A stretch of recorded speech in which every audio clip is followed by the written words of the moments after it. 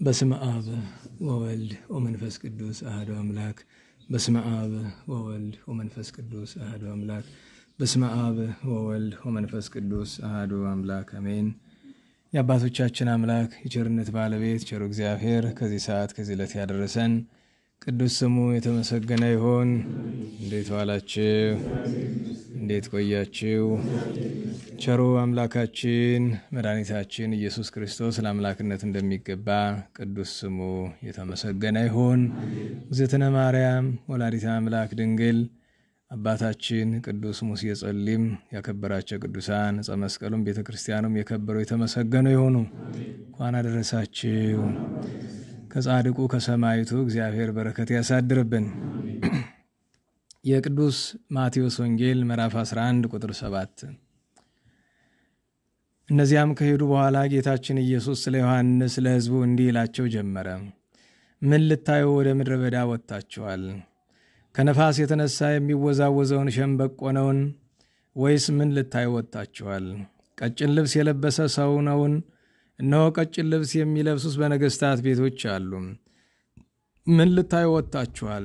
ነቢይን ነውን? አዎን፣ እርሱ ከነቢይ እጅግ ይበልጣል እላችኋለሁ። እነሆ እኔ በፊት መንገድን የሚጠርግ መልእክተኛዬን በአንተ ፊት እልካለሁ ተብሎ ስለ እርሱ የተጻፈለት ይህ ነውና። እውነት እውነት እላችኋለሁ፣ ሴቶች ከወለዷቸው ወገን ከመጥምቁ ዮሐንስ የሚበልጥ አልተነሳም። በመንግሥተ ሰማያት ግን የሚያንሰው ይበልጠዋል። ከመጥምቁ ዮሐንስ ዘመን ጀምሮ እስከ ዛሬ ድረስ መንግሥተ ሰማያት ትገፋለች፣ የተገፉትም ይናጠቋታል። ነቢያትም ሁሉ ኦሪቱም ሁሉ እስከ ዮሐንስ ትንቢት ተናግረዋል። ልትቀበሉትስ ብትወዱ ይመጣ ዘንድ ያለው ኤልያስ ይህ ነው። ጆሮ ያለው መስማትን ይስማ። ቸሩ መድኃኔ ዓለም ስለ ቅዱስ ቃሉ የከበረ የተመሰገነ ይሁን። መንግሥተ ሰማያት ትገፋለች፣ ክፉአንም ይናጠቋታል ያለውን ጥቂት ትምህርት እንማርበታለን። መንግሥተ ሰማያትን ትገፋለች ብሎ መድኃኒታችን ኢየሱስ ክርስቶስ ስለ መጥምቁ ቅዱስ ዮሐንስ በተናገረበት አንቀጽ ላይ ተግሳጽ ኃይለ ቃል ሲያመጣ በመጨረሻው ወይትማሰጥዋ ግፉአን፣ አንድም ወይትማሰጥዋ ገፋእያን፣ ገፋእያን አንድም ግፉአን የተገፉ አንድም የሚገፉ መንግሥተ ሰማያትን ይናጠቋታል ብሏል። ለዚህ ማንሻው ግን መንግሥተ ሰማያት ትትገፋ፣ የእግዚአብሔር መንግሥት ትገፋለች ብሏል። እኛ የእግዚአብሔርን መንግሥት ከሚገፉ ወይስ ግፉአን ከተባሉት ወገን ነን የሚለውን ራሳችን እንታዘብ። ለምን ይህንን ጥቅስ ፈለግከው ብላችሁ ብትሉ የቅዱስ አባታችን የቅዱስ ሙሴ ጸሊምን ታሪክ የሚናገር መጽሐፍ የመጀመሪያ ጥቅሱ ይሄ ነው። በግብፃውያን ስንክሳር የመጀመሪያው ኃይለ ቃል በእውነት ክርስቶስ ወግፉአን ይትማሰጥዋ፣ እንዲያውም በእነሱ ቋንቋ ግፉአን ከሚለው ገፋእያን ነው የሚለው። በሌላ ቋንቋ እነሱ ሲተረጉሙት ገፋእያን የተባሉ አመፀኞች፣ አመንዝራዎች፣ ሽፍቶች፣ ሌቦች። ጌታ በሌላ አንቀጽ እንደተናገረው ቀድመዋችሁ የእግዚአብሔርን መንግሥት ይወርሳሉ ብሏል። ለምንድን ነው? ምንድን ነው ችግሩ? ከትናንት የቀጠለ ትምህርት ይመስላል። ፈሪሳውያን፣ ጸሐፍት፣ ሊቃነ ካህናት የተማርን ነን፣ ዕውቀት ጠንቃቂዎች ነን ባዮች ናቸው። ራሳቸውን እንደ አዋቂ የሚቆጥሩ፣ ከነሱ በላይ ማንም የሌለ፣ አለባበስ አጠማጠም የሚያሳምሩ። ነገር ግን ጌታ ምን አለ? ወቀደምትኒ ይከውኑ ድኅረ፣ ፊተኞች ምን ይሆናሉ? አዎ፣ መንግሥተ ሰማያት በጥምጥም ትወረሳለች፣ በካባ ትወረሳለች፣ በቀሚስ ትወረሳለች። እውነት እውነት እላችኋለሁ ዛሬ አመንዝራ፣ ሌባ፣ ቀማኛ የምንላቸው ሰዎች በእግዚአብሔር ፊት ሳይበልጡን አይቀሩም። ቢያንስ እነሱ የንስሐ ተስፋ አላቸው። በቤተ ክርስቲያን ታሪክ አስቸጋሪ የሚባሉ የኃጢአት ህይወቶች ሁሉ ተሰብስበው ይገኙበት የነበረ አንድ ሰው ነበረ፣ ሙሴ የሚባል። ከማንሻው ከምን ጀምረው ከመጨረሻውን ጀምረው አንድ ቀን እንደዚህ ሆነ። 7 ቅዱሳን አባቶች ከየበዓታቸው በመንፈስ ቅዱስ መሪነት ተሰበሰቡ። ከነዚህም ውስጥ ታላቁ ባይሞይ ፊቱ እንደ መብረቅ የሚያበራው፣ ታላቁ አባ ብሶይ በንጽህናው በድንግልናው በገድሉ የተመሰገነ የገዳማት መብራት የተባለ፣ እንደዚሁም ታላቁ አባ አርሳኒ እና ታላቁ አባ ሙሴ ጸሊም ነበሩበት። እነዚህ 7 ቅዱሳን መንፈስ ቅዱስ አንድ ነገር አስረድቷቸዋል። አባታችሁ መምህራችሁ የመነኮሳት ሁሉ አለቃ ታላቁ መቃርዮስ ሊያርፍ ነውና ተባረኩ ብሏቸዋል። በጎዳና 7ቱም ተገናኝተው ሲገሰግሱ ችግር ገጠማቸው። ጊሜ ጣቃ ነፋስ አውሎ እንዲል ገና ሳይመሽ ታላቅ ዝናም፣ ደመና፣ ጭጋግ፣ አውሎ ነፋስ ዙሪያቸውን ከበበው። ምድሪቱ ጨለመች፣ የሚሄዱበት ጠፋቸው። በዚህ ጊዜ ሲያዝኑ ታላቁ ቅዱስ ሙሴ ጸሊም የአባ መቃርስ የታላቁ ሰው አምላክ ረድኤት ከአንተ ናትና እርዳን ብሎ ሲጮህ የብርሃን ምሰሶ ከፊታቸው ተተከለላቸው። ያ የብርሃን ምሰሶ እንደ ሰው እየጠቆመ የአባ መቃርስ ድረስ ተዘረጋላቸው።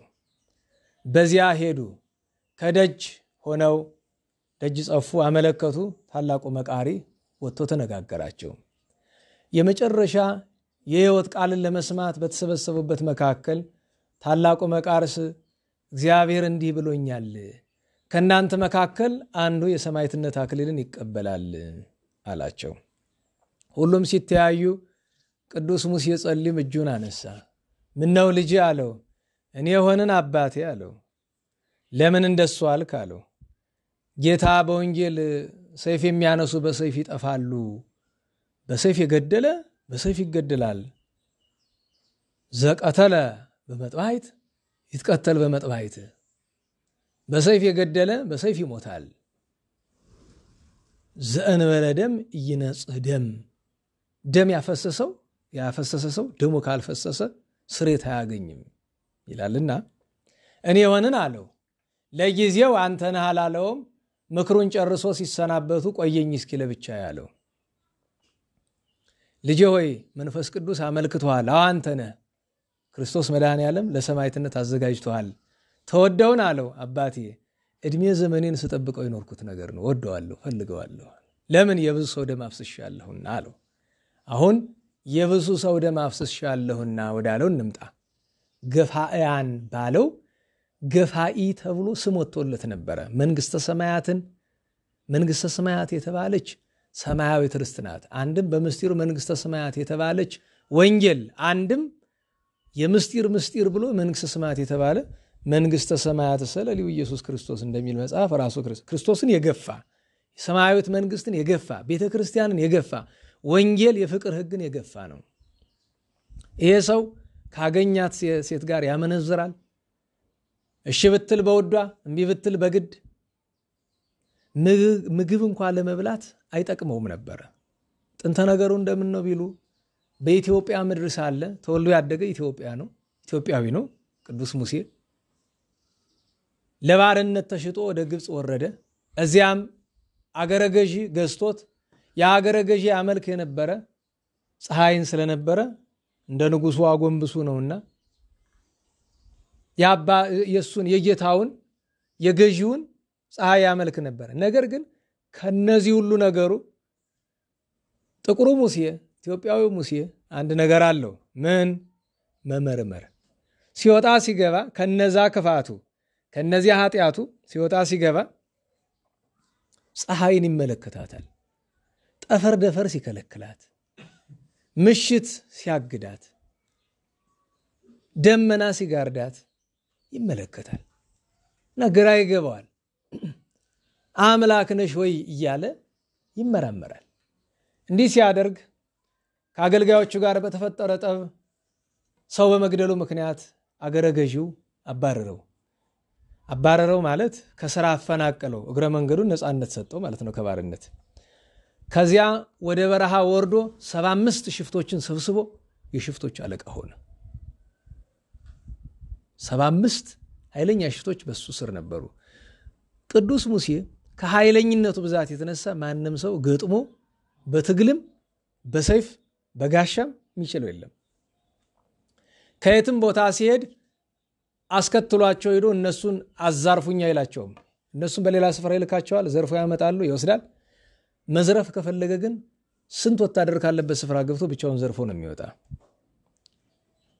አንድ ጊዜ አንድ ባለበግ ብዙ በጎች የነበሩ ሰው ነበረ እና ቅዱስ ሙሴ ያንን ባለበግ አይወደውም። መዝረፍ ብቻ ሳይሆን እሱንም መግደል ይፈልጋል እና ሊገድለው ሲሄድ ወሬ ነጋሪ አስቀድሞ ነግሮ አመለጠው። ስለተበሳጨ ሁለተኛ እንዳያመልጠው ሰይፉን ከወገቡ ላይ አንስቶ ልብሱን በወገቡ ላይ ታጥቆ ሰይፉን በጥርሱ ይዞ አባይ ስላችሁ ናይልን አሁን ያለው እዚህ እንዳለው እንዳይመስላችሁ መኪና እንኳን አይሻገረውም፣ ጠርጎ ይዞት ነው የሚሄድ። ያንን ተሻግሮ የሚገርመው ነገር መምጣቱን አሁንም ሰምቶ ላይ ያበግረኛ የበግ ባለቤት የሚደበቅበት ቢያጣ አሸዋውን ቆፍሮ አሸዋ ውስጥ ገባ። ፈልጎ ሲያጣው በብስጭት 4 በግ አንስቶ ሁለት አድርጎ አስሮ በቀኝና በግራ ትከሻው ተሸክሞ እንደገና ናይልን ተሻግሮ አልፎ ሄዷል። እነዚያን በደንብ በልቶ የተረፈውን ሽጦ ወይን ሲጠጣበት አድሯል ይባላል። ቁርሱ ምሳው ምን ነበረ ትለኝ እንደሆነ አንድ ሙክት እና አንድ ጋን የወይን ጠጅ ነው። አንድ ሺቀን ብትሎም ያስኬዳል፣ ገንቦ ብትሎም ያስኬዳል። እንዴት ዋላችሁ? አስቡት። በኋላ እችን ታክል ራፊ እንጀራ ለመብላት ይበዛብኛል የሚል ሊል እኮ ነው በኋላ እንግዲህ።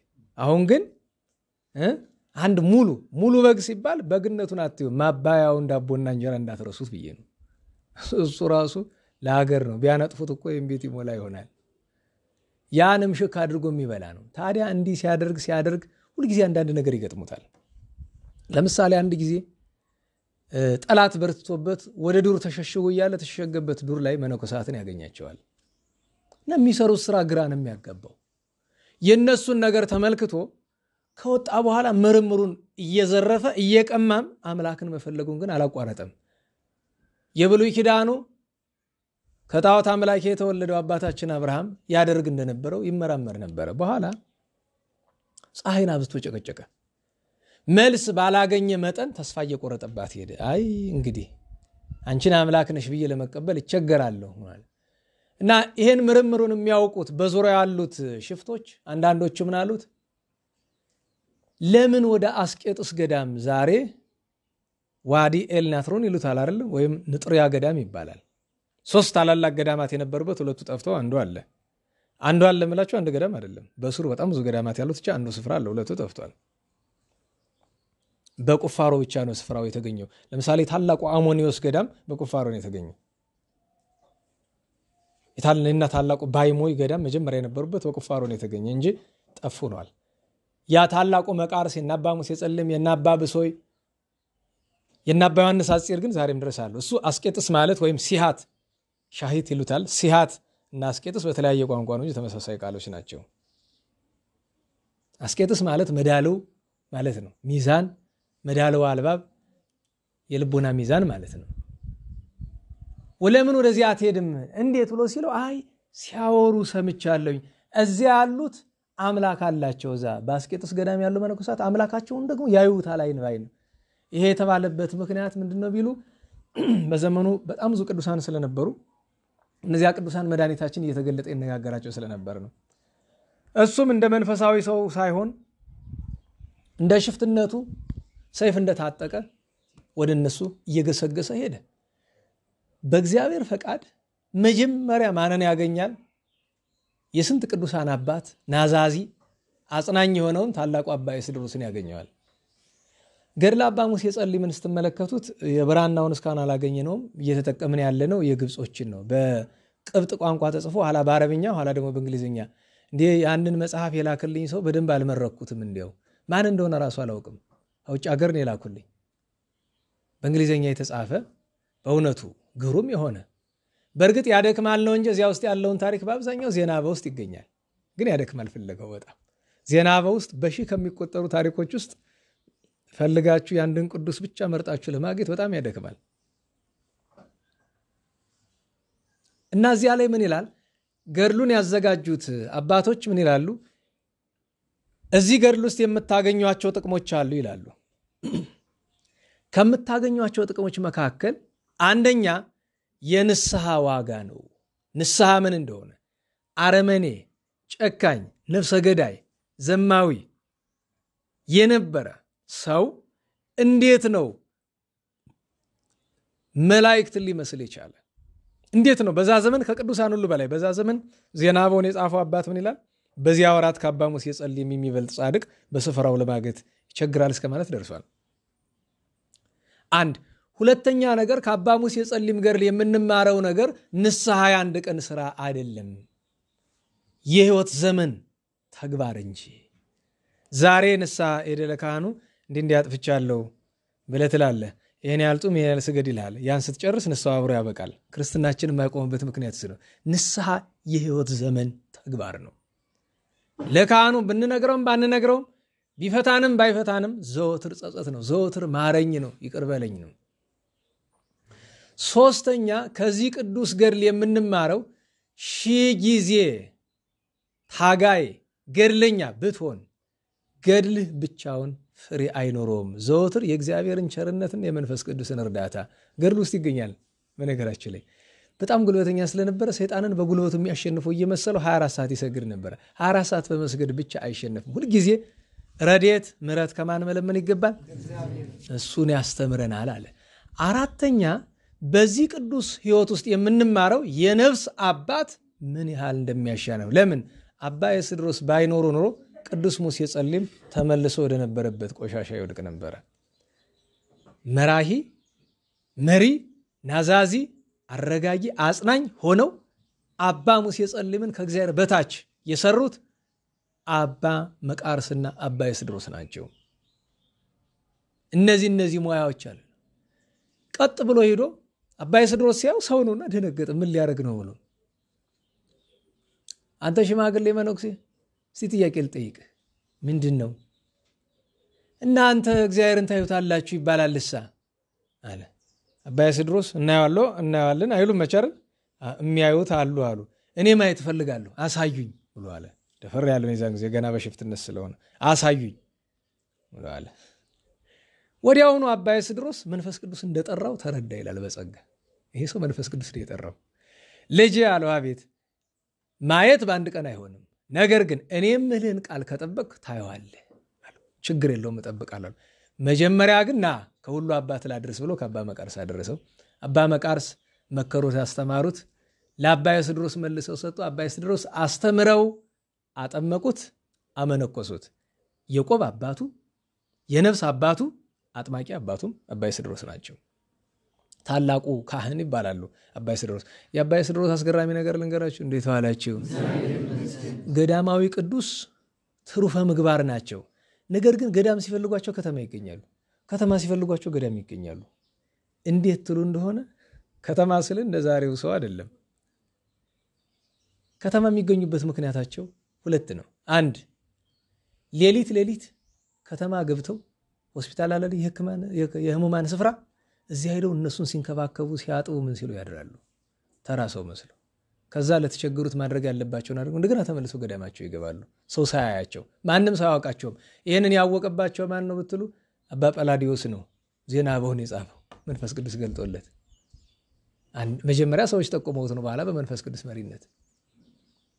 መንፈስ ቅዱስ ምሪቱ ብዙ ወገን ስለሆነ እኒህ ቅዱስ ሰው ካመነኮሱት ክርስትናን ካስተማሩት በኋላ ጾም፣ ጸሎት፣ ስግደት ጀመረ። እንዳትረሱ። ደህና ዋላችሁ። ምን ጀመረ? ጾም፣ ጸሎት፣ ስግደት ጀመረ። ነገር ግን የበለጠ ሲጾም ፈተናው ይጨምራል፣ የበለጠ ሲሰግድ ፈተናው ይጨምራል። በሚያደርገው መልካም ነገር ሁሉ ፈተናው ይጨምራል እና ግራ ይገባዋል። እሱም ደግሞ ኃይለኛ ነው። ከኃይለኝነቱ መካከል አንዱን ልንገራችሁ። በበዓቱ እያለ 4 ሽፍቶች መጡ። ሊዘርፉት ማለት ነው። ከመነኩሴ ቤት መቼም አንዳንድ መጽሐፍም ምንም ያቺ ምሳ እራት መስሪያው አጠፋም። ደግሞ የዓመት ልብስም አለችው። ሊዘርፉት መጣው። እነሱ ሌላ ሰው መስሏቸዋል። እሱ መሆኑን አላወቁም።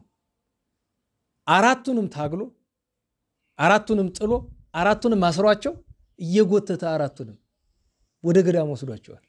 አስቡት፣ አራት ሰው። ከዛ ወደ መነኮሳት ሲያዩ ደነገጡ።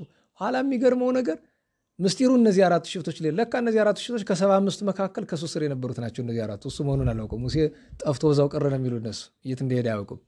ከዛ ሄዶ አባቶች ድሮ ቢሆን ምን እንደማደርጋቸው አውቃለሁ፣ ዛሬ ግን ምን እንደማደርጋቸው አላውቅም። ምን ላርጋቸው አሉ። ተዋቸው፣ ምን ታረጋቸው? አሁን ክርስቲያን ነህ መነኩሴ ነህ፣ መበቀል አትችልም፣ ልቀቃቸው አሉት። ሲለቃቸው ያዩትን ማመን አቃታቸው። አንተ ጌታችን ሙሴ አይደለም ነው? አዎ አላቸው። ምንድነው እንደዚህ ያደረገ? ፈጣሪን አገኘው እኮ አላቸው። በል አንተ የተረዳኸውን ለኛ ማስረዳን ብለው ደቀ መዛሙርቱ ሆነዋል። በነገራችሁ ላይ 7 መነኮሳት አብረው ታረዱ ተብሎ የለ? አራቱ እነዚህ ናቸው። አንድ ካንተ አንለይም ብለው የተሰዉ ሽፍቶች ነበሩ። አንዳንዴ በትግል ማሸነፍም እኮ አለ አይደል? ጉልበቱ ጥሩ ነው። ምክንያቱም ደብድበው ቀምተውት ቢሄዱ አይድኑም ነበር። እነሱ ታግሎ ወሰዳቸው። ጉልበተኛ ነበር። ሲጾም ሲጸልይ ሲሰግድ፣ ሲጾም ሲጸልይ ሲሰግድ አባ ኤስድሮስ 2 ጠቃሚ ትምህርቶች አስተማሩት። አንደኛ ከገዳሙ በላይ ይዘውት ወጡና የኔ ልጅ እስቲ ወደ ምዕራብ ተመልከት አሉት። ቢዞር ለመጀመሪያ ጊዜ ነው አጋንንትን በመልክ ያያቸው። ማት አጋንንት ይጨፍራሉ፣ ይዘላሉ፣ ይፎክራሉ። ዘውኑ ደነገጠ። አይዞ ልጅ ወደ ምስራቅ ተመልከት አሉት። ከነሱ 100 እጥፍ የሚበልጡ ቅዱሳን መላእክት ክንፋቸው ተዘርግቶ ሰይፋቸው ተመዞ ቆሞ አያቸው። አየኔ ልጅ በጉልበት ብዛት እነዚህን አታሸንፋቸው፣ በጉልበት ብዛት እነዚህን አታቀርባቸው። እነዚህም የሚሸሹ ተወስቶን ነው፣ እነዚህም የሚቀርቡ ተወስቶን ነው። ስለዚህ ከጾም ከጸሎት ከስግደት ጋር ልብህን ትውት አድርገው፣ የእግዚአብሔርን ረድኤት ሻ። በአንተ ጾም በሰው ጾም የሚሸነፍ ሰይጣን የለም። ከጾሙ ጋር የእግዚአብሔር ረድኤት ካለ ብቻ ነው። በጸሎት ብዙ ጊዜ አጋንንት ይሸነፋሉ። ቅዱስ ሙሴ ጸልም ይላል አይደለም? መልካም ጸሎት የሌለው ስራ ሁሉ ከንቱ ድካም ነው ይላል እሱ ራሱ አባ ሙሴ ጸልም። አንድ ያን ትምህርት ሰጡት። በዚህ ደግሞ እንደገና ራሱን እንዳያሰንፍ ምን አሉት? የኔ ልጅ እነዚህ የምታያቸው አጋንንት እንደ ውሻ ናቸው። ውሻ አንተ ጋር መጥቶ በእጅህ ያዝከውን ነገር ስጠኝ ይላል። ይሄድልኛል ብለህ ቁራጭ ስጋ አጣልለት። ከዛ በኋላ መቼም ካንተ መመላለሱን አያቆም። ጮሆ ለምኖ ይሂድ፣ ተስፋ አስቆርጠው ብሎታል። ውሻን ምንም ካልጣላችሁለት አይመለስም። ጸላይ ሰናያትም እንደዛ ነው ብሎታል። እንዲህ ያለ ትምህርት ሰጥተውታል። ከበጎ ትሩፋቶቹ መካከል አንደኛው በስፍራው ያሉት አረጋውያን መነኮሳት ናቸው። እነዚህ አረጋውያን ቅዱሳን መነኮሳት እዚያ ሩቅ ሀገር ሄደው 10 ምዕራፍ 15 ምዕራፍ ሄደው ውሃ መቅዳት አይችሉም። ይደክማቸዋል፣ አቅም የላቸውም። የቀን አገልግሎት እንደጨረሰ ሲመሽ ሁሉ መነኮሳት ጸሎት አድርገው ረፍት ሲያደርጉ እሱ የ4 ሰውን ስራ በአንድ ጊዜ ይዞ ነው የሚሄድ። 2 በዚህ እንኳን ስራ በግና ሰውም ይሸከምበታል። ትከሻው ኃይለኛ ነው። ከዚያ ውሃ እየቀዳ እንዲህ ያመጣል። በነገራቸው ለትልቅ ትሩፋት ነው። እቺ ምን ትባላለች? የአባ ሙሴ ጸሊምና የስምዖን ጫማ ሰፊው ትሩፋት ነው የምትባል። ስምዖን ሰፋይም እንደዚያ ነበር የሚያደርግ። እንዲህ ያደረገ ሲኖር ሰይጣን ቀናበትና አንድ ቀን ውሃ ላይ ቀዳ ሲር ጠብቆ ደበደበው።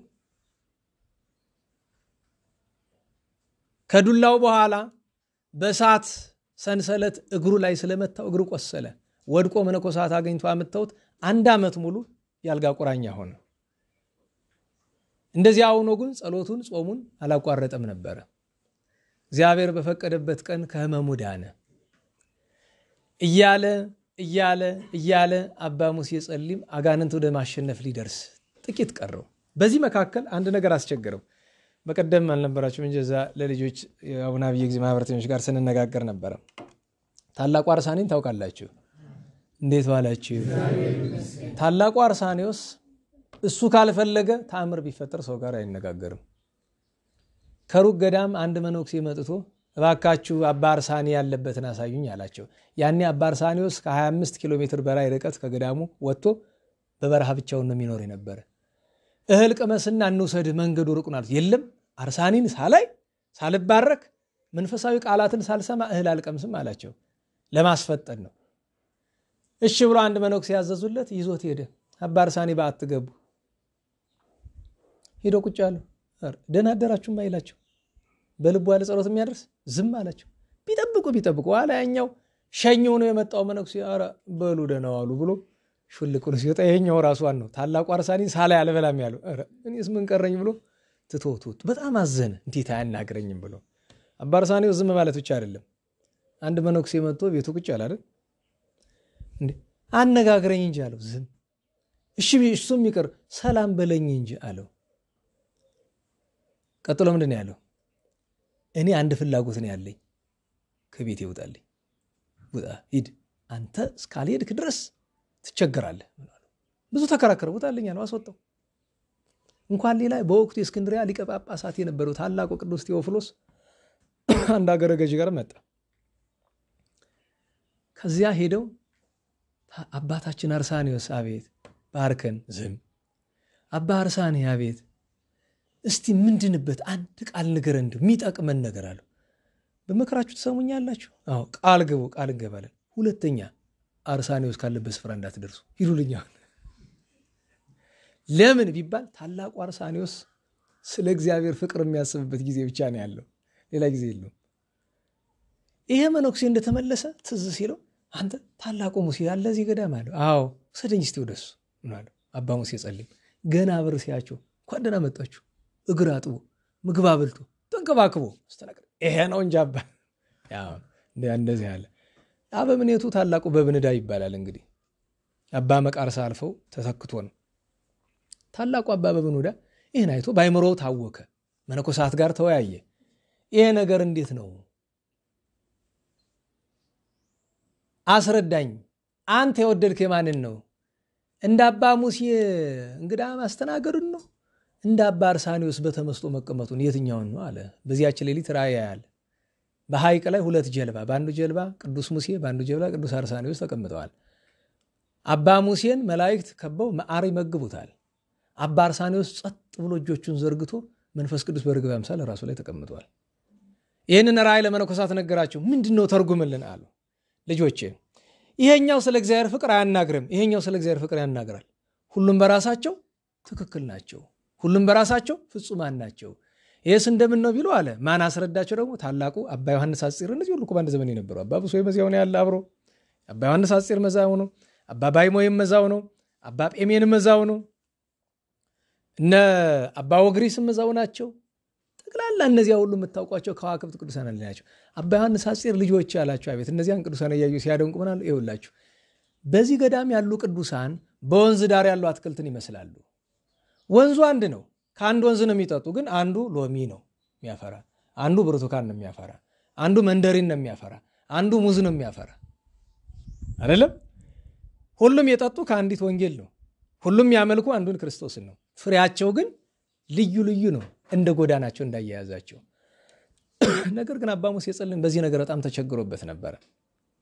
እንግዳ እየመጣ ስራ እያስፈታው ተቸገረ። ቀጥ ብሎ ወደ ማን ሄዳል? ታላቁ መቃርስ ገና በአጸደ ሥጋ እያሉ ወደ አባ መቃርስ ሄደ። ደርሶ እጅ ነሳቸው። አባቴ አቤት፣ እንዲያው ምክር ፈልጌ። ምንድን ነው? ብቻዬን መሆን ፈልጌ አልቻልኩም። አይኔ ልጅ አንተ የሰው ፍቅር አለህና ሰው ስለምትንከባከብ ነው ሰው ወደ አንተ የሚመጣ። በሌኔ ልጅ እንዲያ ከሆነማ ፈንጠር ብለህ ወደ ዱር ውጣና ሰው ከማያውቅ ቦታ ላይ ለጸጥታ የተወሰነ ጊዜ አሳልፈ ተመልሰን አሉት። ያንን አድርጓል። በሌላ ጊዜ አባታችን አባ ኤስድሮስ ጋር ሄዶ ምክር ይጠይቃቸዋል። አንድ ነገር አለቀው ብሎ ተቸግሯል። ድሮ የሚያውቃቸውን ሴቶች በህልም በምናምንቴ እያመጣ እንዲያለ ፈተና መጥፎ ነው። በነገራችን ላይ እኔ ተሞክሮ እንንገራችሁ። ዛሬ ማናችንም ብንሆን ያላመለጥንበትን ፈተና ድሮ ደህና ነገር መስሎን በልጅነታችን ህንድ ፊልም ምናምን ተናይ ነበር አይደል? ከ30 ዓመት በኋላ ዛሬ የማይለቅ ይመጣል። የዛ ትውስታ። ለዛ ነው ህፃናት ፊልማት ዛሬ ስታዩት ምንም አይመስላችሁም። የህንድ በለው፣ የናይጄሪያ፣ የቻይና በለው፣ የአሜሪካ፣ የኢትዮጵያ በለው፣ የደቡብ አፍሪካ ፊልም ከቆሻሻ ነገር በቀር ሌላ አይገኝበትም። ይህን ስላችሁ መንፈሳዊ ፊልሞችን ጨምሬ ማለት አይደለም። እሱም አማራጭ ማጣት ነው እንጂ መንፈሳዊ የሚባል ፊልም የለም። ፊልም ተብሎ መንፈሳዊ አላውቅም እኔ። ግብጾች የሰሩት አለ አይደለም? መጨነቅ ነው። አስቡት፣ እንደ ክርስቲያን እናስበውና በእውነቱ ማስመሰል መልካም ነገር ነው። ለምሳሌ ቅዱስ ሙሴ ጸሊም ፊልም አይታችሁ ታውቃላችሁ አይደለም?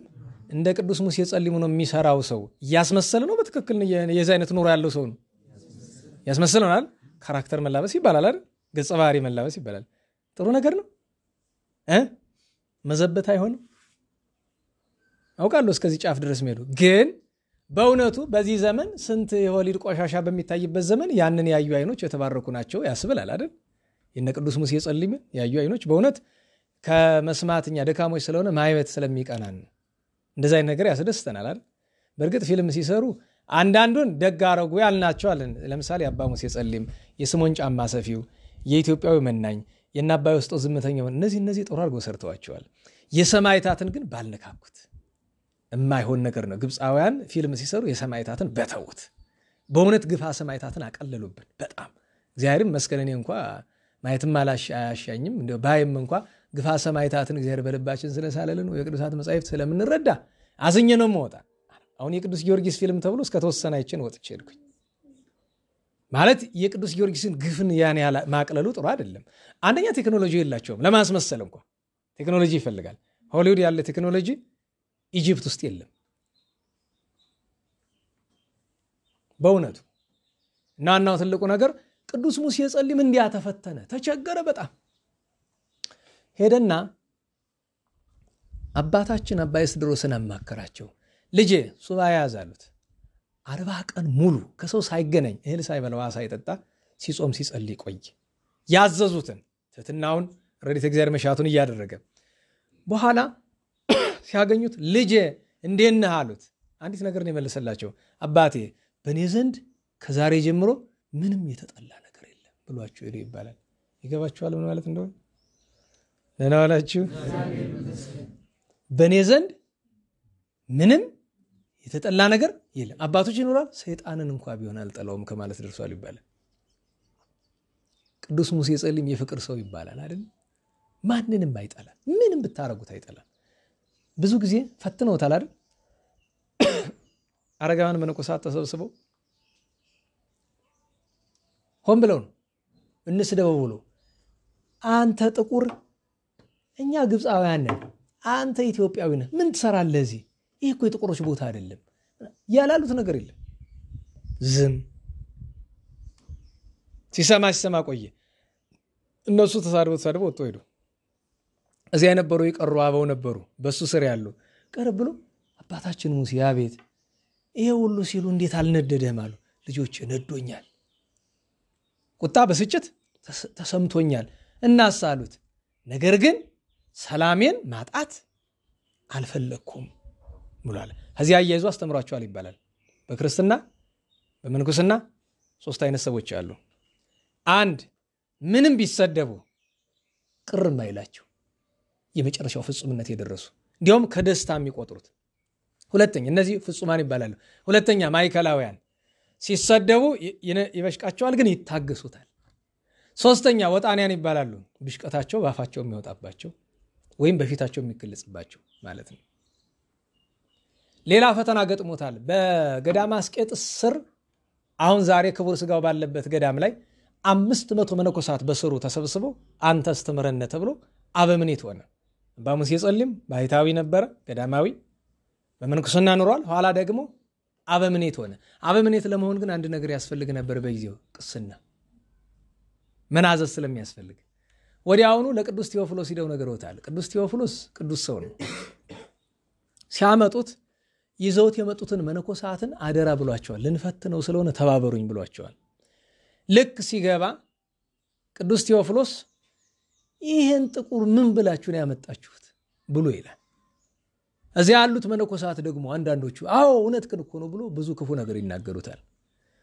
መለስ ብሎ ወጥቶ በእውነት ለቅስና ይዘውት ሄዱ። አስገድደውት ነው። በቤተክርስቲያን ታሪክ የማይደረግ ነገር በሱ ተደርጓል አይደል? ስንት ሰው አልገደለም፣ ስንት ዝሙት አልሰራም። ከዚህ ሁሉ በኋላ ግን ምን ተሾመ? 2 ነገር ተረዱ። ቅስና የተሾመበት ምክንያት አንደኛ ይሄ የተአምር ጉዳይ ነው እንጂ ህግ ጉዳይ አይደለም። አንዳንድ ነገሮች ከህግ ውጭ ሆነ ቅዱሳን ከህግ በላይ ይሆናሉ አይደል? ቅድስት ነሳይት በቅዳሴ ጊዜ ወንጌል ያነበበች በፍትህ ነው በህግ ነው? ቅዱሳን ሲበቁ ከህግ በላይ ስለሚሆኑ ነው። የአባ ሙሴ ጸልም እንደዚያ ነው። አንዳንድ ሰዎች ምን ይላሉ? አይ ያን ጊዜ ጣዖት አምላኪ ስለነበረ ወደ ክርስትና አዲስ ሲመጣ ድንግልና ይመለስለታል የሚሉ ጅሎች አሉ። በነገራችን እንዲህ ብሎ የሚያስተምር ሰው ገጥሞኛል። ይኸውልህ እስላምም ሆነ ጴንጤም ሆነ ድንጋይ የምታመልክም ሆነ ድንግልናን ከጣልከው በምንም መንገድ አይመለስም። ኦርቶዶክሳዊ ስትሆን የጸጋ ድንግልና እንጂ የስጋ ድንግልና አይሰጥህም። ከዛ በኋላ የምታገባው በተክሊል አይደለም፣ በፈት ስርዓት ነው፣ በስርዓተ ማዕሰባ ነው። ይህን ማወቅ አለባቸው። ጥምቀት ድንግልና የስጋ ድንግልና ይመልሳል የሚልጋለን እንዴት ዋላችሁ አለን። ነገር ግን እንዲያ ሆኖ የቅዱስ ሙሴ ጸሊም ከታምራት ነው የሚቆጠር። ወዲያውኑ ቅዱስ ቴዎፍሎስ ከውጭም ሰው አስቀምጧል መነኮሳትን ይበሽቀውን እስቲ ምን እንደሚያደርግልኝ ብሎ ከውጭ ምን ያደርግ ነበረ? መልካም ተናገሩብህ አንተ መልክ የከፋ ጥቁር ሰው የማይገባ ቦታ ምን ልታረግ መጣህ እያለ ራሱን እየጸፋ ሄድ ነበር። በጥፊ መጣ። ይህንን ሰምተው ቢነግሩት ቅዱስ ቴዎፍሎስ አዘነ። አስጠሩት ብሎ ናበል እግዚአብሔር መንፈስ ቅዱስ ውጭህንም ውስጥህንም ጻዕዳ አድርጎልሃል ደስ ይበልህ ብሎ ቅስና ሹሞ መልሶታል። አበምኔቱ ነው። ሰዎች ጥፋት ሲያጠፉ ለፍርድ ሲጠሩት አይገኝም። ለምን ቢባል እኔ ሀጥ ሰው በሌላ ሀጥ ሰው ላይ እንዴት ነው የምንፈርደው ነው አይደል? ይሄ እኮ በነገራችን ላይ ይህን ማሰብ ብንችል በዚህ ዘመን እኮ እንዴ መንፈስ ቅዱስ በመካከላችን እኮ በሁሉ ረድኤት ይኖርልን ነበር አይደል? አስቡት ከኔ ጀምሮ ትናንት አንድ ሰው ልፍ ሲል አየሁ ያንን አጭበርባሪ አለኝ። አራ ከልብ ነው ይስለው እንዴ አታውቅም እንዴ አጭበርባሪ እኮ ነው አለ። አረ በሞት ስርዓት ያዝባክን አይባልም። አራ ወዴት ታውቀዋለ? እንደዚህ ሲያረጋይቸው ዛሬ ምን እንደሆነ ምን ታውቃለህ? ወይ ተማሰጠው ግፉ አንቺናት እቺ ነገርኩት። ይኸውልህ በፍርድ ቀን ካንተ ፊት እሱ ብርሃን ለብሶ ታገኘው ይሆናል። አንተ በራስህ መልካም ሰው ነኝ ባይነህ ይቀድማል። ኢቭን አሁንም እንኳን በማጭበርበር ቢሆን ይቀድማል በኋላ እና በተለይ አንድ ቀን አንድ ሰው በድሎ ጥፋት አጥፍቶ ፍርድ ለመፍረድ አበምኔቱ ያስፈልጋል። ጠሩት፣ አልመጣም አላቸው። መጀመሪያ ዝም አለ፣ በሁለተኛው እምቢ አላቸው። በሶስተኛው ግድ አሉት። ስርዓት ስለሆነ ብሎ ትልቅ እንደ ኬሻ እንደ ማዳበሪያ ያለ ነገር ይዞ አሸዋ ሞልቶ ታቹን ነደለው። ያንን በተከሻው ተሸክሞ ይመጣል። በኋላ ምን ይላል? ይፈሳል።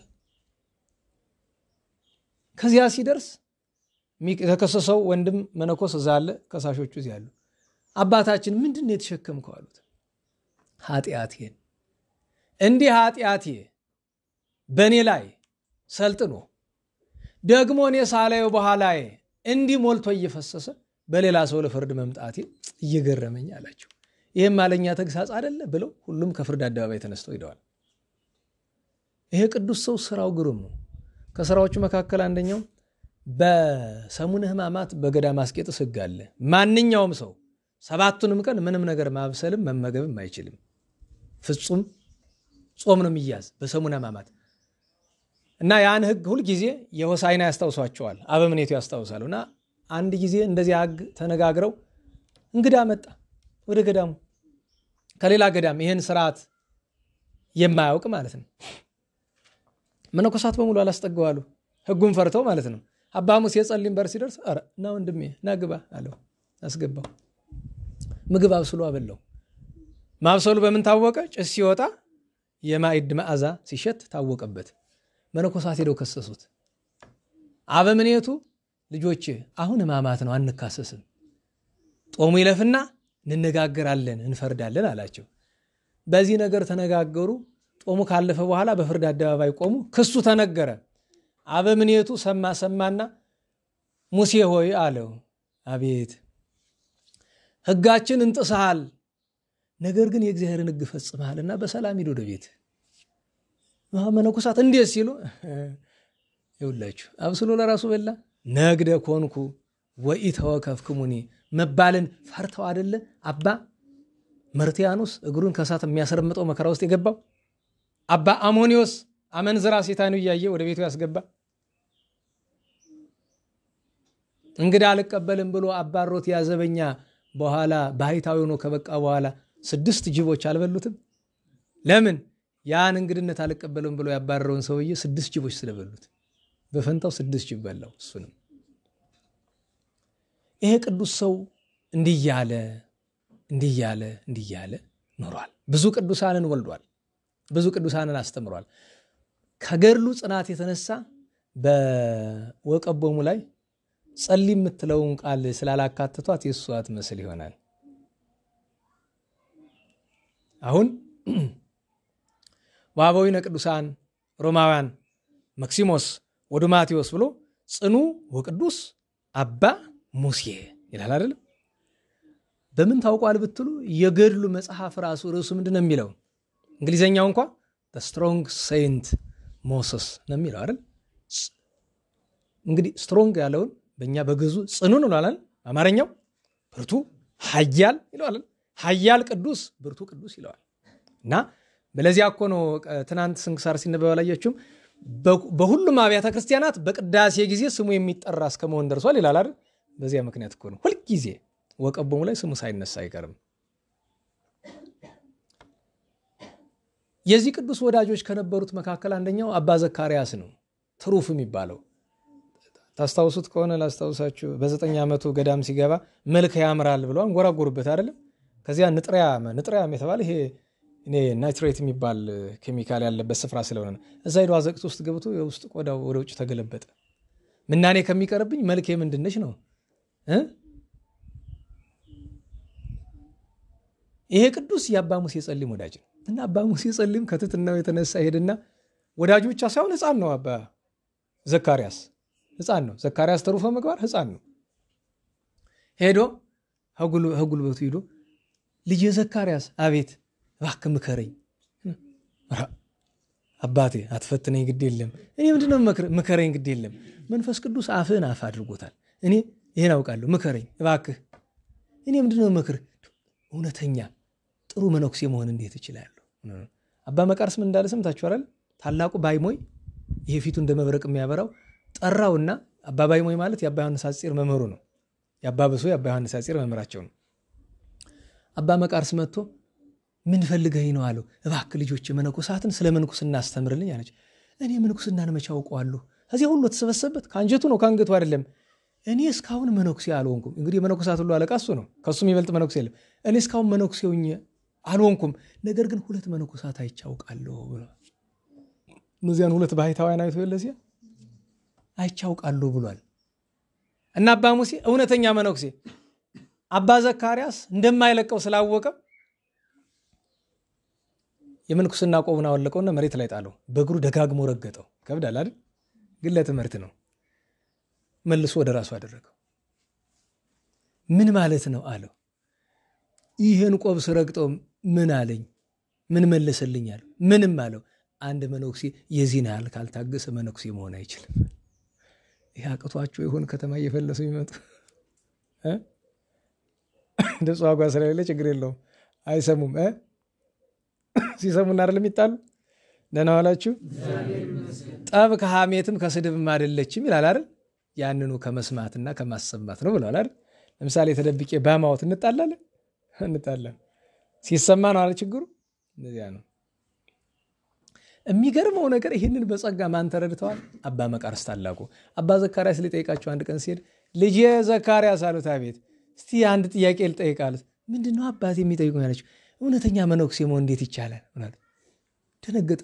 እሷማው ኧረ ተውኝ ግድ ንገረኝ ግድ የለም ንገረኝ ግድ የለም ማለት ያንኑ አደረገ። ፊታቸው ላይ ጥሩ ነው አሉት። ደስ አላቸው። እና አባ ዘካርያስና አባ ሙሴ በጣም ወዳጆች ናቸው። እንደ አባትና እንደ ልጅ ማለት ናቸው። እና አባ ቃሪዎስ ደግሞ አለዛው የአባ ዘካርያስ አባት ነው። እና እንደዚህ አባ ሙሴ ጸልይ ውሃ ቅዳ ተብሎ ሄዶ ውሃ ሊቀዳ ባዶን ስራ ይዞ ተመለሰ። ምን ሆነ ነው አሉት። ኧረ ምንም አለ።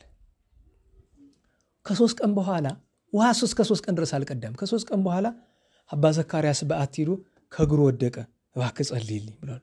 አባቴ ምን አደረግኩ አለው። ተው ከወንዙ ዳር አይቻለሁ፣ ጸልይልኝ ዝም ብለህ። ውሃ ሳይቀዳ የመጣ ለምንድን ነው?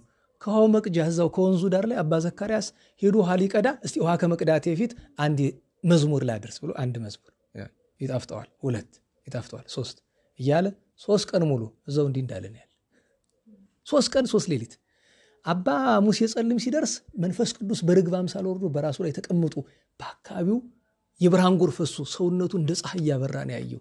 ለዚያ ነው ቢሄድ ከጸሎቱ ሊያናጥበው ነው። ሲያዩ አባ ሙሴ ጸሊምን ካየ ሊያቋርጥ ይችላል። በኋላ አባ ዘካርያስ ሊያርፍ ሲል አባ የስድሮስ በቀኙ አባ ሙሴ ጸሊም በግራው አሉ እና አባ ዘካርያስ ብሎ ሰማይ ሰማያል እና አባ ሙሴ ጸሊም ቀረ ብሎ ልጄ ዘካርያስ አቤት ምን እያየ ነው አለው። አባቴ ዝምታ አይሻልም ብለህ ነው አለው። እውነትህን ነው የኔ ልጅ፣ አዎ ዝምታ ይሻላል አለ። አባ ኤስድሮስ ቀና ቢል አባ ዘካርያስ የሚያየው ለቅ አባ ዘካርያስ ሊያርፍ ነው። ሰማያት ተከፍቶ መላእክት እየወረዱ ነው ሊቀበሉት። ያን ጊዜ አባ ሙሴም ቀና ቢል 7ቱ ሰማያት ተከፍቶ አየ። ብፁዕ አንተ ኦ ወልዴ ዘካርያስ፣ ልጄ ዘካርያስ አንተ ብፁዕ ነህ፣ ንዑድ ነህ፣ ክቡር ነህ። ለምን አለ? እችን ቃል ያዛስ እስመ ተረወ ለከ አንቀጸ መንግሥተ ሰማያት፣ የመንግሥተ ሰማያት ደጆች ተከፍተውልሃል፣ ተከፈቱልህ፣ ደስ ይበሉ። አንድ ጊዜ ከእስክንድርያ አንድ ሰው ተልኮ ይመጣል። ምን ሊያደርግ? አገረ ገዥ ነው። ከአባ ሙሴ ጸሊም ልባረክ ብሎ አባ ሙሴ ጸሊም ይህን በጸጋ ይረዳና መንገድ ላይ ይጠብቀዋል። ሰላምታ ይሰጠውና አንተ ወዴት እየሄድክ ነው ይለዋል። ገዳም አስቄጥስ። ምን ፈልገህ? ታላቁ ጻድቅ አባ ሙሴ ጸሊም ጋር ልባረክ ብዬ። አይ እናንተ የከተማ ሰዎች ልብ የላችሁም። ምን ነው ምሏል።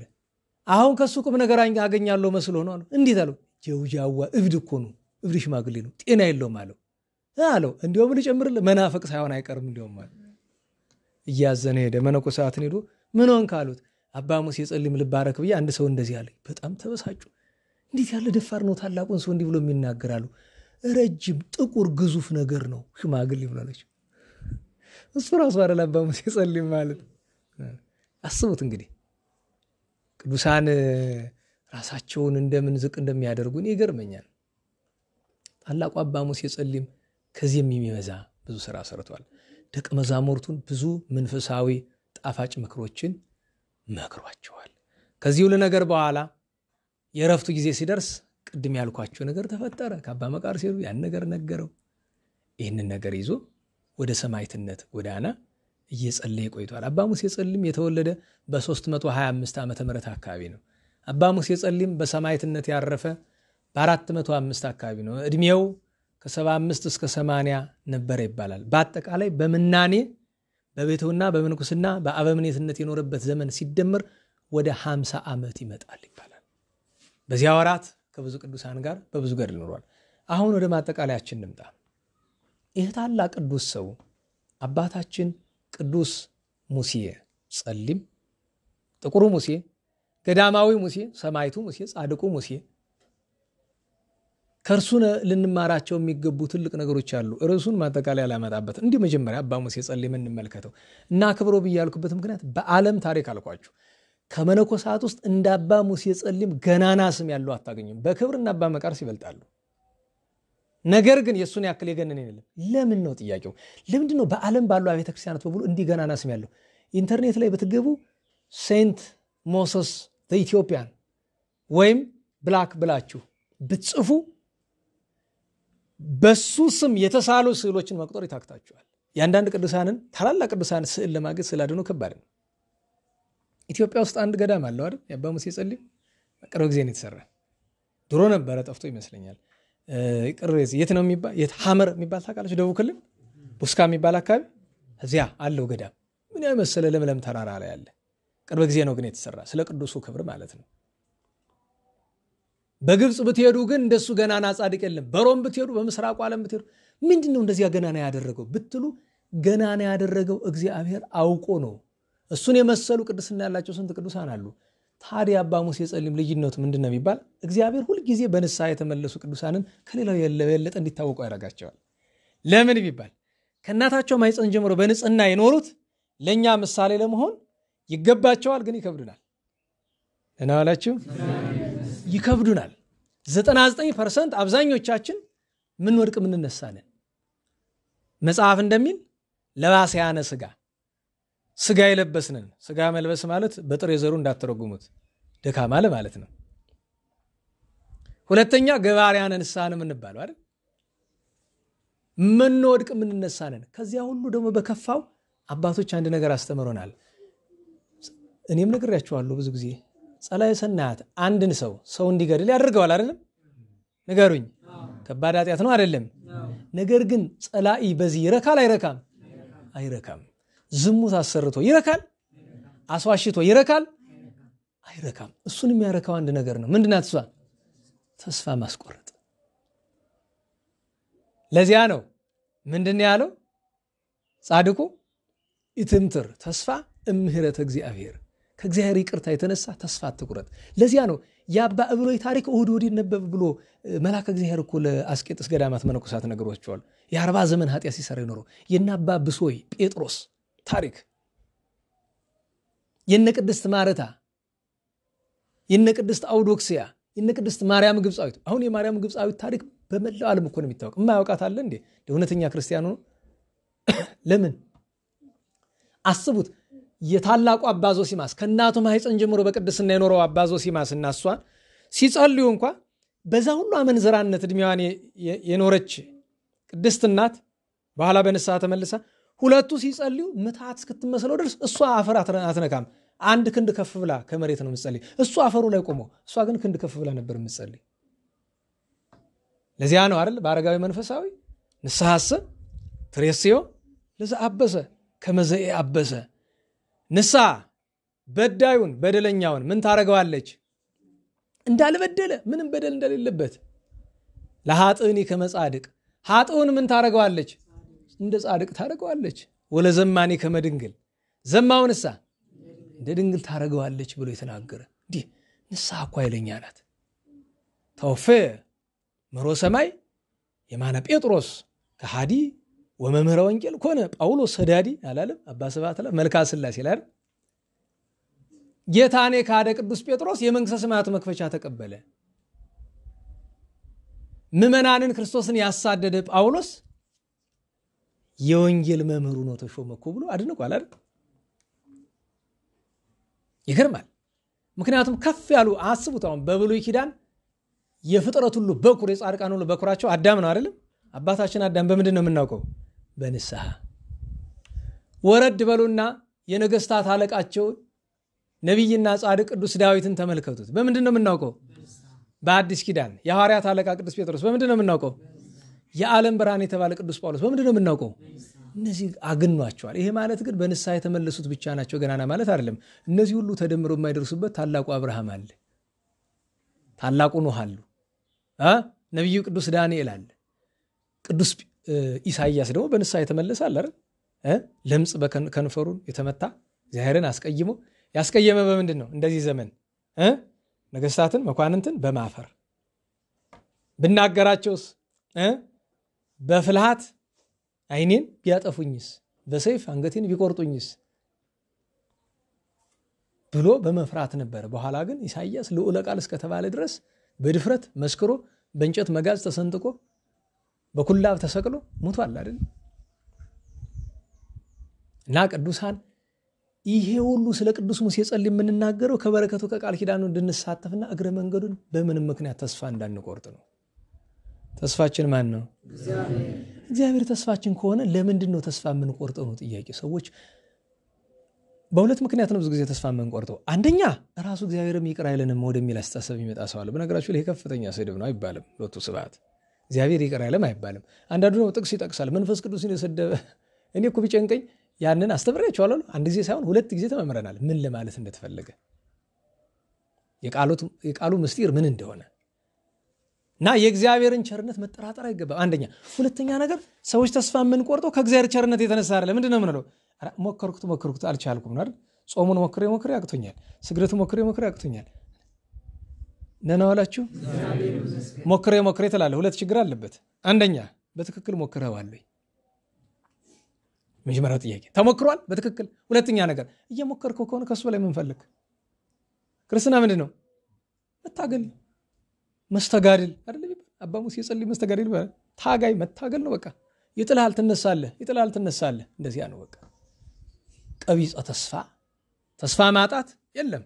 እምነት፣ ተስፋ፣ ፍቅር ብሎ ሶስቱን የበላይ ሲያደርጋቸው ብርሃነ ዓለም ቅዱስ ጳውሎስ መንፈስ ቅዱስ እያናገረው ለዚያ ነው። ስለዚህ የዚህ ቅዱስ አባት የህይወቱ ትምህርት ነው። ድጋሚ እላችኋለሁ ገፋኢ ወግፉአን ይትማሰጥዋ ባለው አንዱ አባ ሙሴ ጸሊም ተብሏል። በንስሐ ነው። ታዲያ መንግሥተ ሰማያትን አመንዝራ ሆኖ የገፋ፣ ነፍሰ ገዳይ ሆኖ የገፋ፣ ሽፍታ ሆኖ ሌባ ሆኖ የገፋት ይሄ ሰው በኋላ መላእክት እንኳን ሲያዩት ደስ የሚላቸው ታላቅ ቅዱስ። እንዲያውም አባ ያዕቆብ ግብፃዊ ደቀ መዛሙርቱ አባ ሙሴ ጸሊምን ካላየን እያሉ እንደው ሲሉ ጸላይ ሰናትችንማ ካገኘው ጥላቸዋለሁ ብሎ አባ ሙሴ ጸሊምን መስሎ ከች ለምንድነው ከመካኔ ከጸሎት ቦታ ያናወጻችሁኝ? ስሜን እየጠራችሁ ምንድነው የምትፈልጉ? አንዲት የምንድንባት የህይወት ቃል አሉት። በመከራችሁ ሰሙኛላችሁ አለ። እንዴ አንተንም ያህል አባት እንሰማለን እንጂ ይሉታል። እሺ ጥሩ ምንድነው የምታረጉ አላቸው። እኛማ ዳዊት እንደግማለን፣ ያጋዘን ወተት እንጠጣለን ብሎ አሉት። በሉ ልምከራችሁ፣ አንደኛ 40 ቀን ጦሙ አላቸው። ጥሩ ይመስላል አይደል? ጠንቋይ ላመሉ ገብርኤል ተጠመቅ ይላል እንደሚባለው አይደለም? ሁለተኛ ያጋዘን ወተት አጠጡ አላቸው። አሁን 40 ቀን ጦሙ 40 ቀን ጦሙ ድፍት ይበሉ እንደ ያለመዱትን። ሁለተኛ ያጋዘን ወተት አጠጡ አላቸው። እዚያ ገዳም ምንም ምግብ የለም፣ ጭው ያለ በረሃ ነው። እግዚአብሔር ምንድነው የሰጣቸው? አጋዘን ነው የሰጣቸው። በቃ ያችን እያለቡ አይብ እያደረጉ ነው የሚበሉ። አይብ የሚያደርጉበት ምክንያት ሳይገም አይብ ምንድነው የሚያውቅ እስቲ? አይብ ምንድነው? ወተት ነው አይደል? መጀመሪያ ቀጥሎ እርጎ ነው። ከዛ በኋላስ አይብ የሚሆነው የትኛው ነው? ቅቤው ከወጣ በኋላ። አሁን ልብ በሉት፣ ቅቤው ከወጣ በኋላ የዚያ የወተቱ መጠን ኃይሉ ጥቅሙ ይቀንሳል ይጨምራል? ይቀንሳል። አይብ አድርገው ነው የሚበሉት እንደዚህ አወጣው። በጣም ደግሞ ሰውነታቸው እንዳያለመልመው ማለት እኮ ነው አላቸው። በሶስተኛ ዋናዋ ምክሬ ግን አለ ዳዊት አትድገሙ አላቸው። ለምን አሉት። አይ እንዴ እሱ ሰው ገሉ የለ እንዴ? ሰው ሚስት ቀምቶ ሰው ገሉ እንዴት የሱን ጸሎት ጸልያችሁ? አሁን ባለፈው እንደዚያኛው ጳጳስ እኮ ነው የጳጳስ ተብዬው እመቤታችን ላቲ ስብሐት ቤዛ አትባልም ባለበት ስብከቱ ምን ብሏል? ዳዊት እኮ አለ ለልጁ ሲሞት እንኳ አለ በቀል አውርሶት እኮ ነው የሞተ።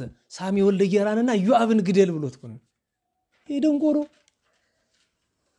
ደንቆሮ ብዬ ደግሞ ከፍ አደረኩት አይደል? ሌላ ቃል ራሱ ቢገኝ ያስፈልግ። ቅዱሳንን የሚሳደብ እመቤታችንን የሚያቃል ከዚህም በላይ ይገባዋል። እንዲሁ ባልገባው ነገር ልክ እንደዛ እኮ ነው። አያችሁ ምስክርነት እኮ ነው የጠራውኝ። እዚህ ዲያብሎስ ማንን ጠላ? የዳዊትን መዝሙር ምስክርነት ጥራ ሲባል ምን አለ? የሰው ሚስት ቀምቷል፣ የሴቲቱን ባልገሏል ብሎ ለክፋቱ ማለት ነው። እችን ሲናገር እስከዚያ ድረስ ግራ ገብቶት ነበረ አባ ያዕቆብ አበምኔቱ ማለት ነው። እችን ሲናገር አይ መርኮ ከነቢል አሁን አወቅኩ ማን እንደሆንኩ አለ። ለመነኮሳቱ ቢነግራቸው ግን አይቀበሉትም። ስለዚህ ጸላይ ያሳደረባቸውን ሐሳብ ለማስወገድ ቅዳሴ ቅዱስ ሁሉንም አቆረባቸው። 12 መነኮሳት ናቸው። አቆረባቸው። ኋላ አቆረባቸው። ልጆች ቅድም ሲያናገራቸው የነበረ ማን ናቸው? ሙሴ ጸሊም። ኧረ ምን ሙሴ ጸሊም ጸላይ ሰናያት ነው። እሱም መስሎ ነው እንጂ አባ ሙሴ ጸሊም በበዓቱ ነው ያለ፣ አልመጣም። እስከዚያ ድረስ ነው። እና በእውነቱ ተስፋ መቁረጥ አይገባም። ንስሐን ገንዘብ ማድረግ ይገባል። እግዚአብሔር አምላካችን የታላቁ አባ ሙሴ ጸሊምን በረከት ያሳድርብን። መንግሥተ ሰማያት እስከ መጥምቁ ዮሐንስ ድረስ ትገፋለች ብሎ አለ። መጀመሪያ ነገር መንግሥተ ሰማያት ምንድናት ካሉ ቅድም ተነጋግረናል። መንግሥተ ሰማያት ወንጌል ናት። ወንጌል ፍቅር ናት። ፍቅር ክርስቶስ ነው ራሱ ለኛ ለሊሆ ዓለሞሙ የተባለ መድኃኔ ዓለም ነውና መንግሥተ ሰማያት ራሱ ነው። እንግዲህ እስከ መጥምቁ ዮሐንስ ድረስ ብሎ ያለ ከዚያ በኋላ አትገፋም ለማለት ነው ቢሉ እስከ መጥምቁ ዮሐንስ ያለውን አባቶቻችን መጥምቁ ዮሐንስና ኤልያስ ይናጸሩ የለ ከዚያ ላይ ምን ይላል?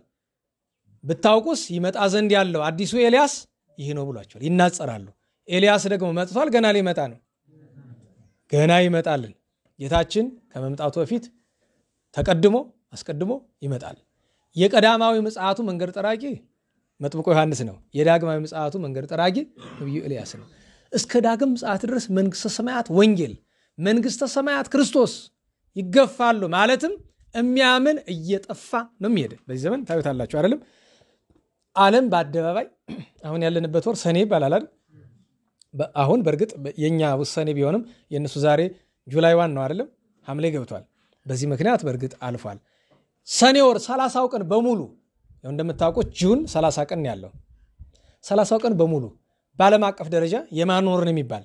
የግብረ ሰዶማውያን ወር ነው የሚባል። ወሩን በሙሉ የትም ቦታ ለነሱ ቅድሚያ መሰጠት አለበት። የሚገርማቸው አምና እነዛኞቹ ወገሞቹ ሀገር ሄጄ ነበር በዚህ ወቅት አይደለ?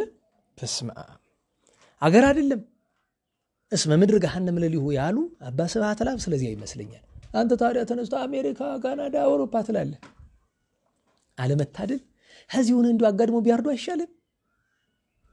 አገር ነው ያ። አሁን እዚያ የሚኖሩ ሰዎች እኛ እየኖርንበት እና ምን አገባኝ? የእግዚአብሔር ነው ስፍራው። ነገር ግን በነገራችሁ ላይ ቤተክርስቲያንን መስጊዱ የተሰራበት ስፍራ የእግዚአብሔር ነው አይደለም?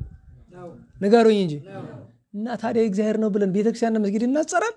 ቤተክርስቲያንና የፕሮቴስታንት ቸርች እናጸራል? ሁሉም ለእግዚአብሔር ምድር በምላ። አዎ ምድረ ሰው አበለጉ ዓለማው ችግር የለውም። አዎ ነገር ግን እዛ ሄደህ አቤታን ተሽሩ መድኃኒዓለም በጣም ነው የሚያሳቅቅ የሚያስጨንቅ። ደግሞ ልብ የላቸውም። አንተ አንድ ጊዜ ደግሞ አሁን አረፍ ብለህ ተመለስ እንጂ ወሩ ለተወር ምን አረፍ ብለህ ትሉኛላችሁ?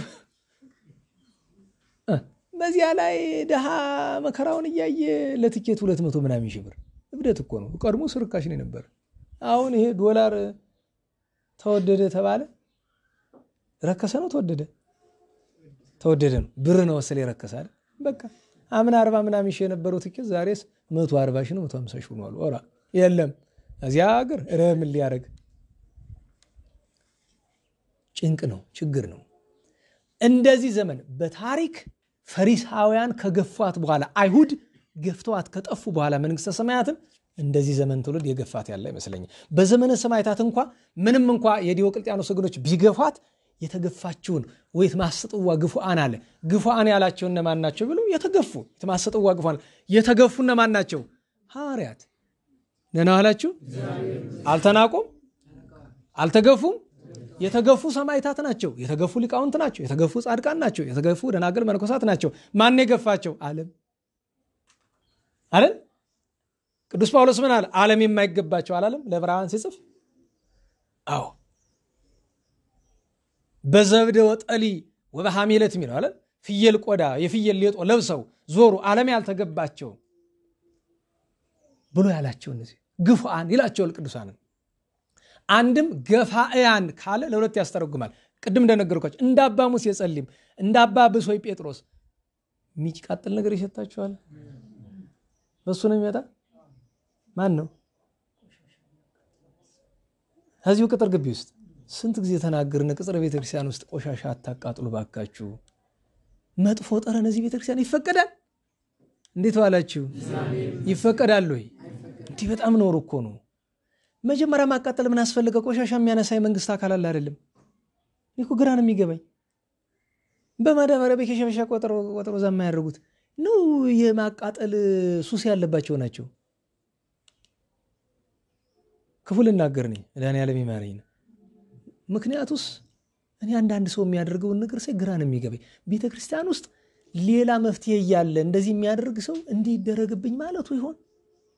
ቆሻሻ የሚያቃጥል ሰው ጥሩ ነው በቤቱ። ለምን? ቆሻሻ ኃጢአት ምሳሌ ነው። እሳቱ የንስሐ የመንፈስ ቅዱስ ምሳሌ ስለሆነ። ቤተክርስቲያን ውስጥ ሲሆን ግን ቤተክርስቲያንን በቆሻሻው ጠረን መበከል ነው። ስለዚህ ምሳሌነቱ ይለወጣል። ቆሻሻው አንተ ትሆናለህ፣ እሳቱ ገሃነም ይሆናል፣ ቅጣት ይሆናል። እሱን ማስተዋል ይገባል። ገፋእያን ካለ ከወንድ እንደናባ ሙሴ ጸሊም፣ እንደናባ እብሎይ፣ እንደናባ ብሶይ ጴጥሮስ ያሉ፣ ከሴት እንደነ ቅድስት ማርያም ግብጻዊት፣ እንደነ ቅድስት አውዶክሲያ፣ እንደነ ቅድስት ማረታ ያሉ ገፋእያን አለ። ለምን? በቀድሞ ግብራቸው ቀድሞ መንግስተ ሰማያትን የሚገፉ ነበሩ አልነበሩም? ገፋእያን አለ። አንድም ይላል ወይት ማሰጥዋ ገፋእያን አለ። ካህናት ምዕመናንን ገፋእያን ይላቸዋል አይደል? በጣም በትርጓሜ ካህንን ገፋ ይለዋል። ለምን? ምዕመናንን በንስሐ ይገፋቸዋል። ይሄን ያህል ጡም፣ ይሄን ያህል ስገድ እያለ ይጫናቸዋል። እያረቀ ጾም ትቀጣለህ እያለ እየቀጣ ምዕመናንን በንስሐ የሚገፉ ካህናት ይትማሰጥዋ አለ። ይትማሰጥዋ ይናጠቋታል ማለት መንግስተ ሰማያትን ሄዶ እንደ ሌባ ልንጣጠቅ አይደለም። መናጠቅ ምንድነው ትርጉሙ ቢሉ የሚጣፍጥን ምግብ እየተናጠቁ እንዲመገቡት የዚያችንም ጣዕሟን መናገር ነው የመንግስተ ሰማያት ይላል። የመንግስተ ሰማያት ጣዕሟ ምንድነው ቢሉ የክርስቶስ ፍቅር ነው የመድኃኒታችን። አንድም ገፋያን የተባሉ ምዕመናን ናቸው። ለምን ራሳቸውን በንስሐ የሚገፉ የሚጨቁኑ ገፋያን አለች። ግፉአንም ቢል ያስኬዳል። የዚህ ዘመን ካህናት ግፉአን ናቸው አይደል? አስራቱን በልተንባቸው አስራት ስለማንሰጣቸው ግፉአን ናቸው የዘመን ካህናት። በዚህ ዘመን ካህናት ግፉአንም ገፋያንም ናቸው። ደግሞ አሁን ለእንትኑ እናምጣው ትርጉሙን እንቀይረው። ግፉአን አለ በረሃብ በጥም ቀጥተናቸው፣ ገፋያን አለ ባለመማር ባለማስተዋል ብዙ ካህናት ያችን ሳንቲም እናገኛለን ሲሉ መንግስተ ሰማያትን ሲገፏት እየዋሉ። አንድም ግፉአን ገፋያን ባለው ለምዕመናን ያስጠቅሳል። ግፉአን አለ ደግረኛ አጥተው ይገፋሉ ምዕመናን አይደል? ሲታረዱ አይውልም። ዛሬ ምዕመናን ሲታረዱ አይደለም ይሉ ሲገደሉ አይደለም ይሉ ግፉአን ይላቸዋል። ገፋያን ይላቸዋል። አስራቱን በኩራቱን እየበሉ ካህናትን ቤተክርስቲያንን ይገፋሉ። ይትማሰጥዋ ባለው ታዲያ እንደምን ያስኬዳል ብሎ ካለ ንስሐ ከገቡ ተስፋ ስላላቸው። የትምህርቱ ማጠቃለያ አንድ ስለ ቅዱስ ሙሴ ጸሊም የተነጋገርነው ነው። ሁለተኛ ግን አደራ በማንም ላይ አትፍረዱ። ዛሬ ሌባ ሽፍታ የምንለው ሰው ነገ ምናልባት ቅዱስ ሙሴ ሊሆን ይሆናል። ዛሬ አመንዝራ የምንላት አንዲቱ ሴት ሴተኛ ዳሪ የምንላት ሴት ነገ ቅድስት ማርያም ግብፃዊት ልትሆን ትችል ይሆናል። እኔ እዚህ ቁሜ ብለፈልፍ ተግሳስ በገስጽ እናንተን ነው። አንዲት አታስታውሱም? የዛን ጊዜ ሴተኛ ዳሪ የሚባሉ እህቶቻችን ስናመጣቸው አንዳንዶቹ ቤተክርስቲያን ቅጥር ግቢ አንገባም ይላሉ። እንደኔ ያለ ሰው እዚህ ሊገባ አይገባውም። በነገራችሁ ላይ እኛ ከነሱ አንከፋም። እነሱ ቸግሯቸው ገቡበት። ባይምሮው ማያመነዝር ሰው አለ መካከላችን። አባቶቻችን ምን ይላል? ካረከው ይቆጠር። አይቶ የተመኘ በልቡ ምን አላለ ጌታ። ምንድነው ልዩነት ታዲያ? አንተ ዘለ ምን ይላል? ልማድ አንስት በሆንኩ ጊዜ ምናምን እስከዚህኛው ብገባስ መጠየቅሽ ራሱ እንዴት ጠየቅሽ? ህልመ ሌሊት ሲሆን እስከዚህ ብገባስ?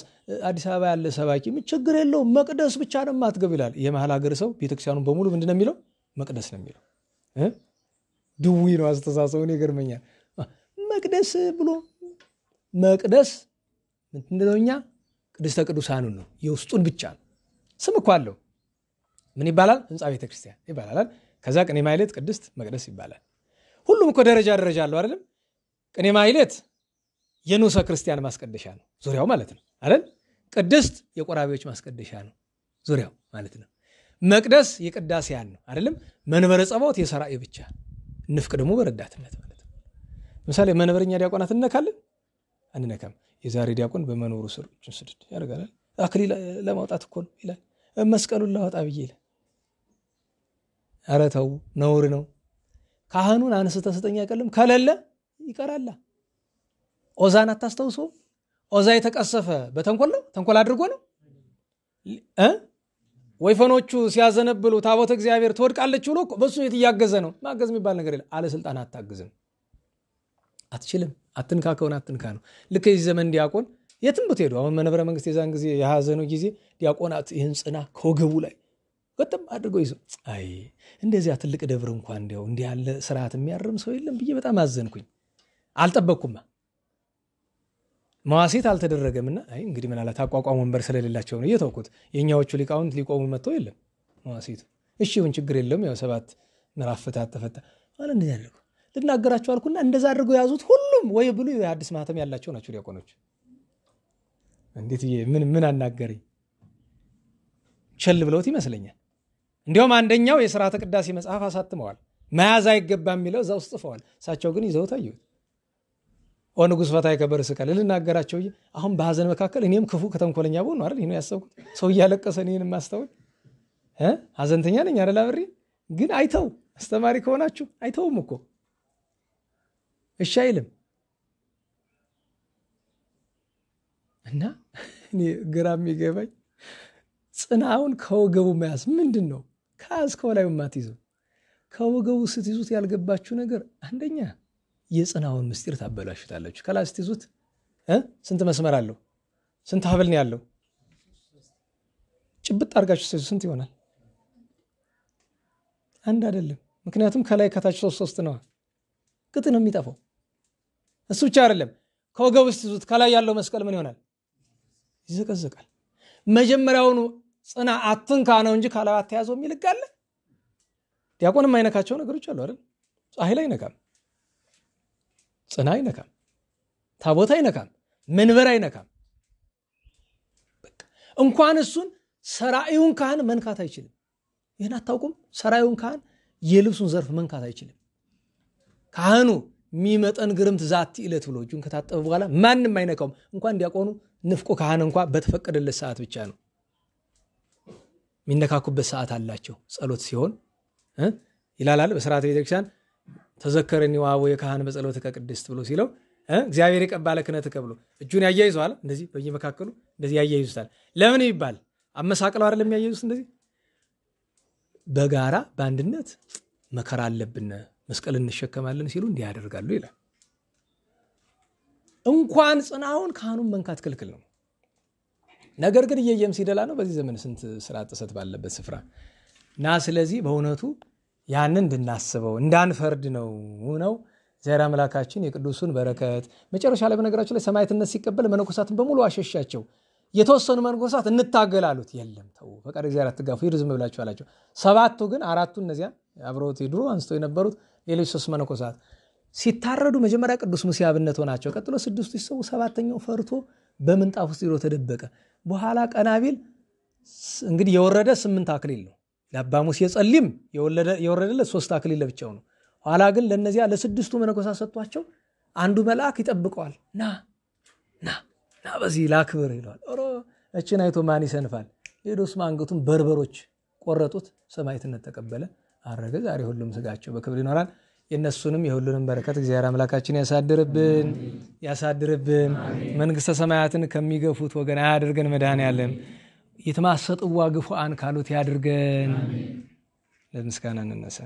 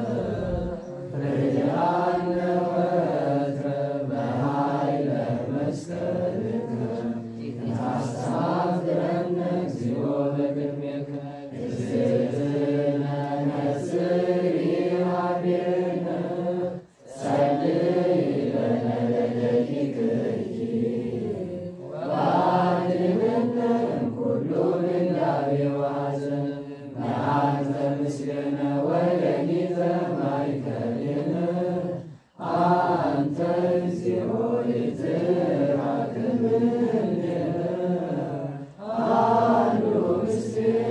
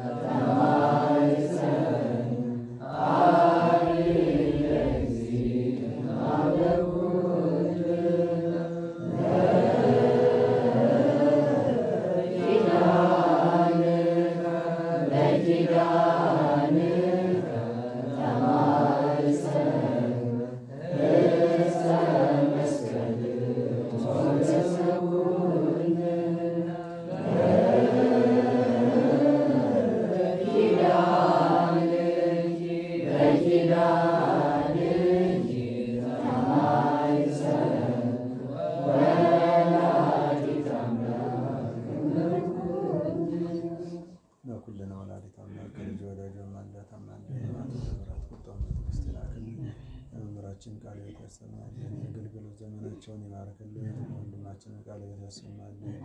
ቃሉን እንድንሰማ የፈቀደልን ፈጣሪ ማስተዋሉን ትዕግስቱን አድሎ ፍጻሜያችን ያሳምርልን። የታመመ ምሕረቱን ይላክልን። ለሞቱት ወገኖቻችን ነፍሳቸውን ይማርልን። ቅዱሳን አባቶቻችን ረድኤት በረከት ያሳትፈን። ሰላም ያሳድረን። አቡነ ዘበሰማያት በከመ በሰማይ ከማሁ በምድር ሲሳየነ ዘለለ ዕለትነ ሀበነ ኅድግ ለነ አበሳነ ወጌጋየነ ንኅድግ ለዘአበሰ ለነ ኢታብአነ እግዚኦ ውስተ መንሱት አልባደነ እምኩሉ እኩይ እስመ ዚአከ ይእቲ መንግሥት ኃይለ ስብሐት ለዓለመ ዓለም። ወሰላመ ቅዱስ ገብርኤል መልአከ ወእግዝእትየ ማርያም ሰላም ለኪ ድንግል በኅሊናኪ ወድንግል ሥጋኪ እምእግዚአብሔር ጸባኦት ሰላም ለኪ ቡርክት አንቲ እምአንስት ወርኩ ተፈሥሒ ፍሥሕት ወምልዕተ ጸጋ እግዚአብሔር ምስሌኪ ሰአሊ ወጸልዪ ለነ ምሕረተ ኢየሱስ ክርስቶስ ተማይጸነበኪ ይፍቱ። እግዚአብሔር ይስጥልን። ቃለ ሕይወት ቃለ በረከት ያሰማልን። ተስፋውን መንግስቱን ርስቱን ያውርስልን። ነገ እዚህ ላላችሁ ያው ምህላው ይቀጥላል። እዚያኛው ጉባኤ ለምትማሩ ደግሞ መደበኛ ትምህርታችን ያው ክፍል 4 እንቀጥላለን። በሰላም አስጀምሮ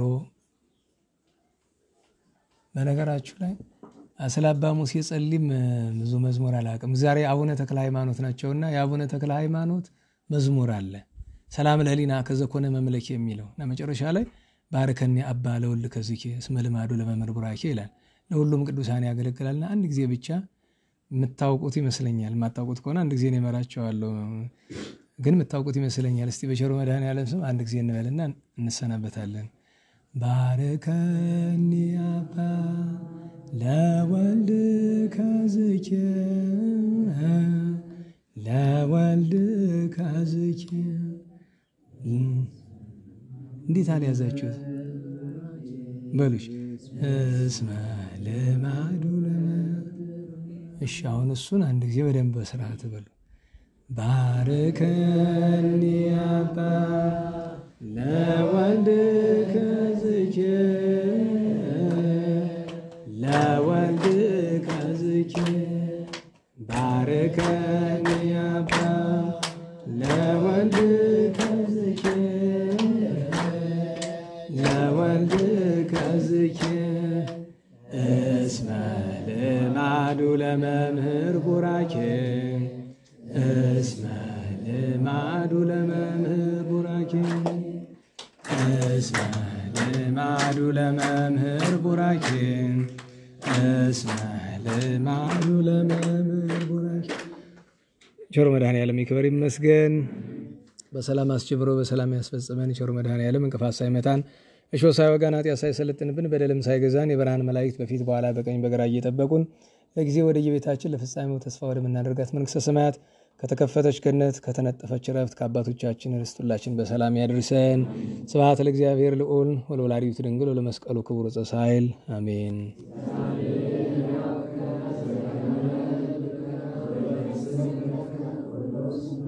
አሜን።